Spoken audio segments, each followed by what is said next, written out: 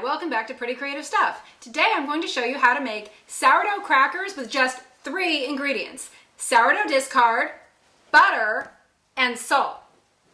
For this recipe, the first thing you need to do is get out your butter. Cold butter is just fine. We're going to melt it in the microwave. You need 2 ounces of butter, or I'm going to use my food scale to measure out my butter, and that equates to 28 grams. So I have a bowl on here, and I'm going to cut what I guess would be about 28 grams. We'll see how close I am. It said 29, then it said 27, so I'm going to go with close enough. To help it melt a little faster, I often cut my butter in quarters before putting it in the microwave. So I'm going to melt that in the microwave, and I'll be right back. All right, my butter's been in the microwave for about 45 seconds. It's not 100% melted, but it's pretty close.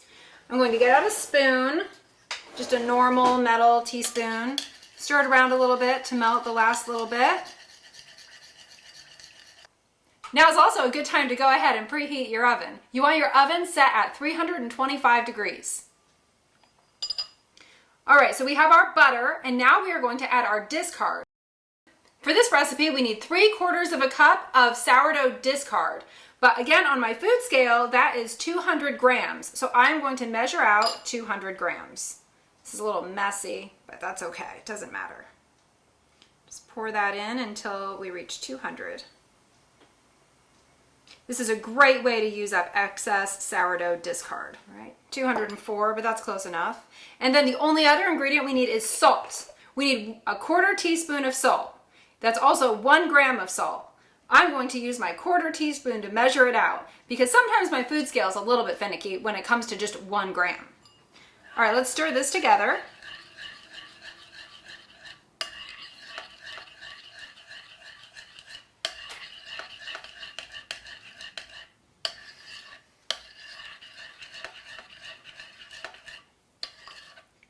These crackers are so simple and delicious and easy to make. My daughter is usually super excited when she gets home from school and I tell her I made crackers while she was at school. They are great by themselves, but you could eat them with cheese or put peanut butter on them or whatever you want to do. I usually just eat them by themselves. They will last several days. I usually store them in mason jars, or if you have glass containers from food you've bought from the grocery store, like salsa or marinara sauce or something like that, you can store the crackers in those containers. This is what it looks like all mixed together. I'm going to move the food scale, the butter and everything out of the way. Slide over my cookie sheet, which I'm going to use to bake these. I'm just going to go ahead and pour the mixture right on here. I have the cookie sheet lined with parchment paper.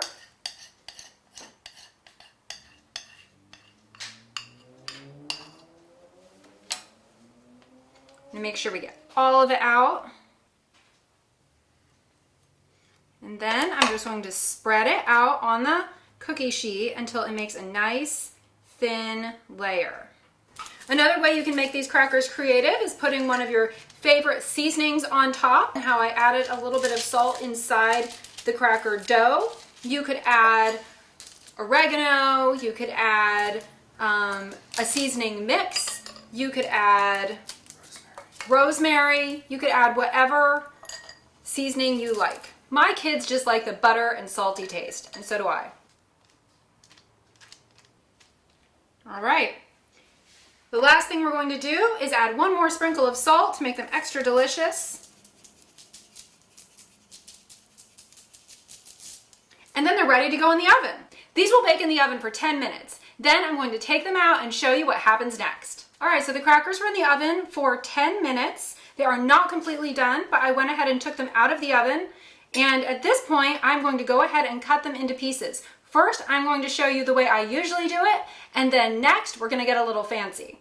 So what I usually do is I get out a pizza cutter, and I will just go ahead and make a cut where I want the crackers to be.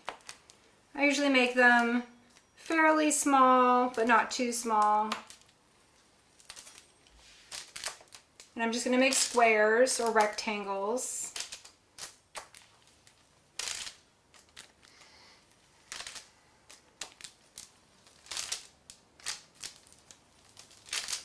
And then this will go back in the oven for another 20 minutes. I have a second tray of crackers that has been in the oven for 10 minutes now, and this time I'm going to show you a more creative way to cut it out. This is a Pampered Chef cookie cutter. It comes with multiple blades you can put on here. This one is a circle, and what's great is it's a rolling cookie cutter. I am not a Pampered Chef consultant, but you could find one from your local consultant. And what I'm going to do is just line it up, and you can see that makes a nice circular pattern.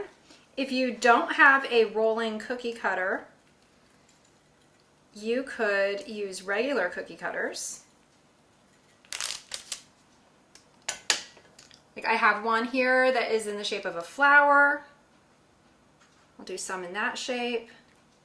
These will be gone before the end of the day, that's for sure. That's why I never make just one batch. And I have one here in the shape of a heart. Do some in that shape.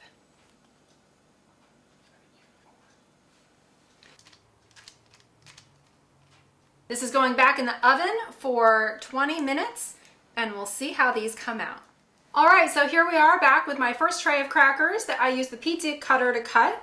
And you can see that after being in the oven, they break apart really easily. If you forgot to cut them after 10 minutes and you just left them in the oven, you could just break them into pieces. Kind of like how this one I didn't cut too well. It'll still break apart. It just gives it a more perfect shape if you cut them after 10 minutes. So these have been out of the oven cooling for about 10-20 minutes, and they're easy to just break apart.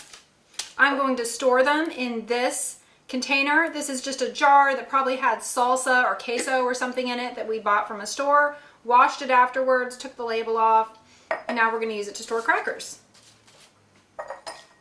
I'll wait until they're completely cool to put the lid on. They're almost cool, but not completely. So I'm just going to let them cool here while my second batch of crackers finishes baking.